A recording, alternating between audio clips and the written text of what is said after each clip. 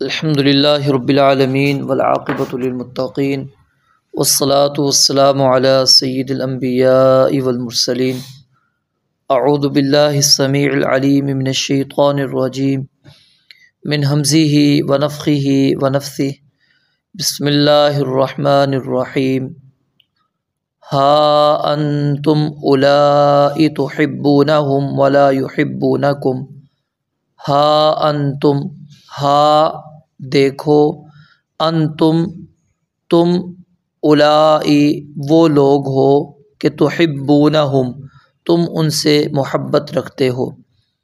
ہا انتم اولائی دیکھو تم وہ لوگ ہو کہ تحبونہم تم ان سے محبت رکھتے ہو، ولا اور نہ ہی یحبونکم وہ محبت رکھتے تم سے، وتؤمنون اور تم ایمان لاتے ہو ایمان رکھتے ہو، بالکتاب کلہ ساری کتاب پر، وَإِذَا اور جب لقوکم وہ ملتے ہیں تم سے، قالوا کہتے ہیں آمنا ہم ایمان لائے، وَإِذَا اور جب خلوا علیحدہ ہوتے ہیں اکیلے ہوتے ہیں، عضوا تو کاٹ کاٹ کھاتے ہیں، علیکم تم پر، الانامل انگلیوں کے پور، انامل یہ انملتن کی جمع ہے، من الغیظ غصے سے،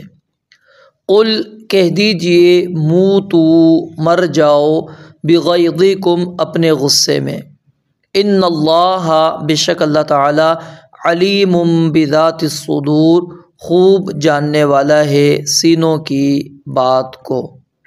دوبارہ دیکھیں، ہا انتم اولائی تحبونہم، ہا انتم دیکھو تم، اولائی وہ لوگ ہو کہ تحبونہم تم ان سے محبت رکھتے ہو، ولا یحبونکم اور وہ نہیں محبت رکھتے تم سے، وتؤمنون بالکتاب کلہ اور تم ایمان رکھتے ہو ساری کتاب پر، وَإِذَا لَقُوكُمْ اور جب وہ ملتے ہیں تم سے، قالوا آمنا تو کہتے ہیں ہم ایمان لائے، وَإِذَا اور جب خلوا اکیلے ہوتے ہیں علیحدہ ہوتے ہیں، عضوا تو وہ کاٹ کاٹ کھاتے ہیں، علیکم تم پر، الانامل انگلیوں کے پور، من الغیظ غصے سے، قل کہہ دیجئے موتو مر جاؤ، بغیظکم اپنے غصے میں، ان اللہ علیم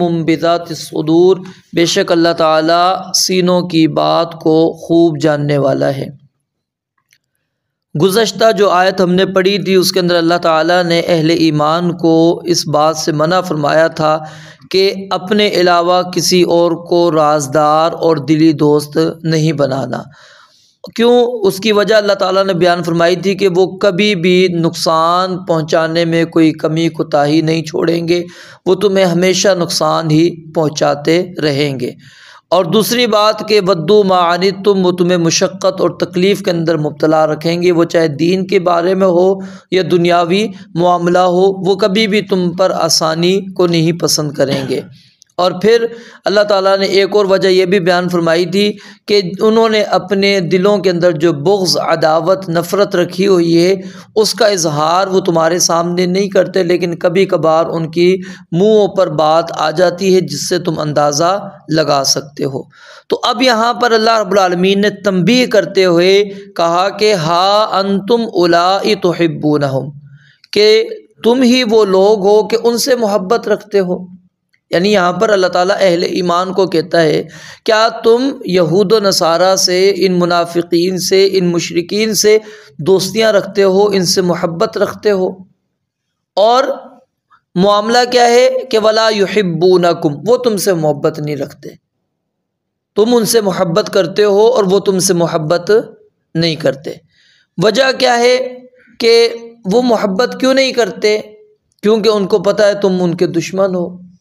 اور جو بندہ نماز میں یہ پڑھتا ہو غیر المغضوب علیہم ولا الضالین، تو کیا یہودی، کیا عیسائی اس کو چھوڑ دے گا؟ اس کو اپنا دوست مان لے گا؟ اس سے محبت کرے گا؟ کبھی بھی نہیں۔ تو اللہ تعالیٰ نے یہاں پر تنبیہ کرتے ہوئے کہا کہ تم کیوں جاتے ہو، آخر کیا چیز تمہیں نظر آتی ہے ان میں کہ تم ان سے محبت کرتے ہو، حالانکہ تمہیں ان سے محبت نہیں کرنی چاہیے، تمہیں ان کے قریب بھی نہیں جانا چاہیے، جیسا کہ کل سیدنا عمر رضی اللہ تعالیٰ عنہ کا میں نے قول آپ کے سامنے رکھا کہ جب اللہ تعالیٰ نے ان کو ذلیل کر دیا، اللہ تعالیٰ نے ان کو دور کر دیا، تم ان کو عزت کیوں دیتے ہو، تم ان کو قریب کیوں کرتے ہو، کیوں ان کو عہدے دے دیتے ہو، کیوں اپنے ساتھ ملا دیتے ہو؟ تو اللہ رب العالمین فرماتے ہیں اولئک تحبونہم، تم ان سے محبت کرتے ہو، ولا یحبونکم، اور وہ تم سے محبت نہیں کرتے، وتؤمنون بالکتاب کلہ، اور تم ساری کتابوں پر ایمان لے کر آتے ہو۔ اب الکتاب اگرچہ واحد کا صیغہ آیا ہے، ٹھیک ہے، لیکن الف لام کی وجہ سے اس سے مراد تمام وہ کتابیں ہیں جو اللہ تعالیٰ نے آسمان سے اتاری، کہ تم ساری کتابوں پر ایمان رکھتے ہو، موسیٰ علیہ السلام کی کتاب پر بھی ایمان رکھتے ہو، عیسیٰ علیہ السلام کی کتاب پر بھی، داؤد علیہ السلام کی کتاب پر بھی، جو صحیفے دیے گئے ابراہیم اور موسیٰ علیہ السلام کو، ان سب پر ایمان رکھتے ہو، اور جو اس کے علاوہ ہیں سب کو مانتے ہو، اور یہ تمہاری کتاب کو نہیں مانتے، قرآن کریم پر ایمان نہیں لے کر آتے، اور اپنی کتاب کو بھی نہیں مانتے، اس کے اندر بھی تحریفات انہوں نے کری ہوئی ہے، اس کے اندر بھی تبدیلیاں کی ہوئی ہیں، اپنے مقصد کی باتیں نکالی ہوئی ہیں۔ تو اللہ تعالیٰ فرماتے ہیں آخر ان کے اندر کون سی ایسی خوبی ہے کہ جس کی وجہ سے تم ان کے پاس جاتے ہو؟ نہ ایمان ان کے پاس موجود ہے، نہ ہی ان کے اندر کوئی اخلاقی اچھی عادت کوئی ان کے اندر موجود ہے کہ جس کی وجہ سے تم ان کے قریب ہو جاتے ہو، ان سے محبت کرتے ہو۔ اور فرمایا وَإِذَا لَقُوكُمْ قَالُوا آمَنَّا۔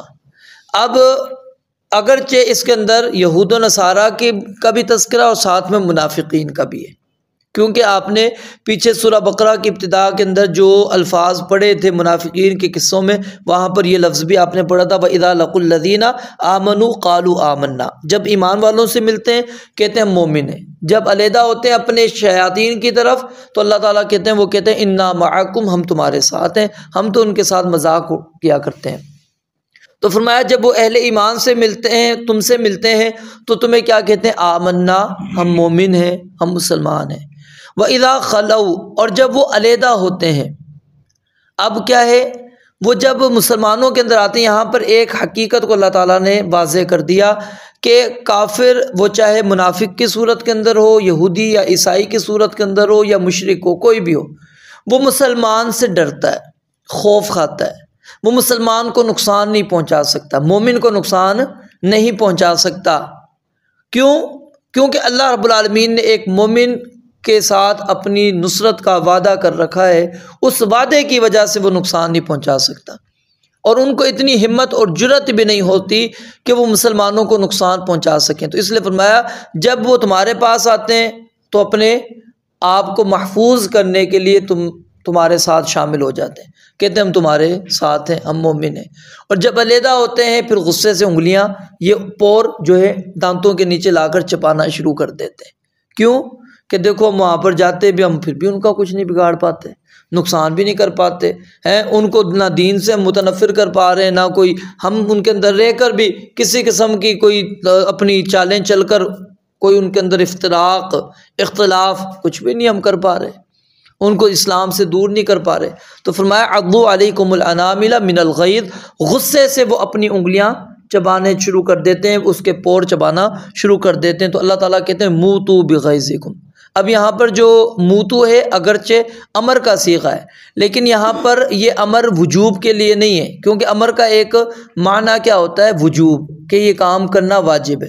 تو اگر اس کو وجوب کے لیے مانیں گے تو پھر اس کا معنی کیا بنے گا؟ کہ فوری طور پر مر جاؤ، ٹھیک ہے، حکم آ گیا نا۔ اور جب اللہ کہتے ہیں موتوا بغیظکم کہ ان کو اے نبی کہہ دو مر جاؤ اپنے غصے سے، تو پھر وہ آج کافر کیوں زندہ ہے؟ تو اس لیے یہاں پر توبیخ، ڈانٹ ڈپٹ کے لیے یہ استعمال ہوا ہے کہ اللہ تعالیٰ نے ان کو ڈانٹتے ہوئے کہا کہ موتوا بغیظکم، اپنے غصے میں ہی تم مر جاؤ، یعنی تم مسلمانوں کا کچھ بھی نہیں بگاڑ سکتے۔ اسی طرح اپنے آپ میں ہی غصہ کرتے رہو، اپنے آپ کو نقصان پہنچا سکتے پہنچا لو، اہل ایمان کو تم نقصان کسی قسم کا بھی نہیں پہنچا سکتے۔ ان اللہ علیم بذات الصدور، علیم بذات الصدور، کیونکہ اللہ تعالیٰ سینوں کی راز کو، سینوں کی باتوں کو اچھی طرح جانتے ہیں، ان کو پتہ ہے کہ اہل ایمان وہ کس طرح اللہ رب العالمین پر ایمان رکھتے ہیں، کس طرح اللہ رب العالمین پر ان کا یقین ہے، اور تمہارا ایمان کیا ہے اس کو اللہ تعالیٰ جانتا ہے۔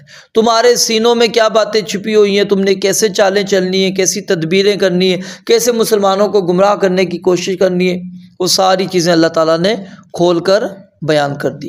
تو یعنی یہاں پر اللہ رب العالمین نے وہ اہل ایمان کو منع کر دیا کہ تم ان سے محبت کرتے ہو اور وہ تم سے محبت نہیں کرتے۔ ہونا تو یہ چاہیے تھا جب تم نے ان سے محبت کی تو وہ بھی چلو تم سے کر لیتے، لیکن وہ کبھی بھی تمہارے دوست نہیں ہو سکتے۔ اور یہ حقیقت ہے، وَلَن تَرْضَىٰ عَنْكَ الْيَهُودُ وَلَا النَّصَارَىٰ حَتَّىٰ تَتَّبِعَ مِلَّتَهُمْ۔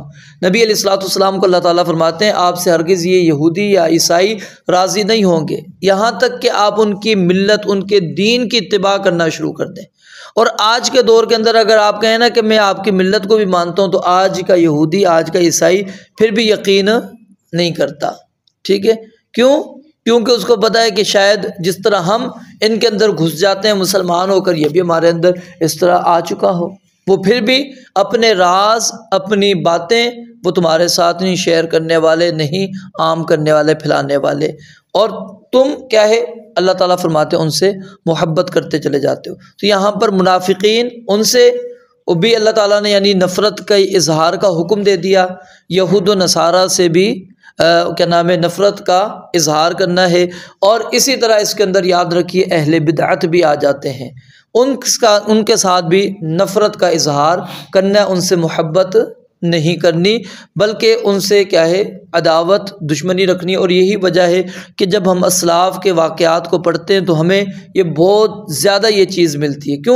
کیونکہ اب کسی کو آپ مسلمان میں سے کس کو آپ کہیں آپ منافق ہیں، تو یہ تو ہمیں اختیار بھی نہیں، تو ہم کیسے اس کے اوپر حکم لگائیں گے؟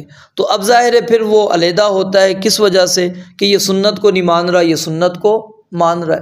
جو سنت کو نہیں مانتا وہ کون ہے؟ اہل بدعت میں سے ہو جاتا ہے، وہ بدعت کو اختیار کرنے والا ہے۔ تو ایسے بندے سے کیا ہے پھر نفرت کی جائے گی، اس کو عزت نہیں دی جائے گی، اس کو توقیر نہیں دی جائے گی۔ اور اسی وجہ سے نبی علیہ السلام نے فرمایا نا کہ اللہ تعالیٰ اس بندے کی فرضی اور نفلی عبادت کچھ بھی قبول نہیں کرتے جو کسی صاحب بدعت کی تعظیم کرتا ہے۔ اور ایک حدیث کے اندر الفاظ ہیں، اس نے اسلام کی عمارت گرانے میں مدد کی ہے، کہ جو بندہ ایسے بندے کی عزت کرتا ہے۔ اور پھر سیدنا علی رضی اللہ تعالیٰ عنہ سے روایت موجود ہے، اس کے اندر کئی اعمال پر لعنت کی نبی علیہ السلام نے۔ ایک وہ شخص من آوا محدثن، کہ جو کسی محدث کو یعنی جو بدعت کا ایجاد کرنے والا ہے، بدعت پھیلانے والا ہے، اس بندے کو پناہ دیتا ہے، فرمایا اس کے اوپر بھی اللہ تعالیٰ کی لعنت ہے۔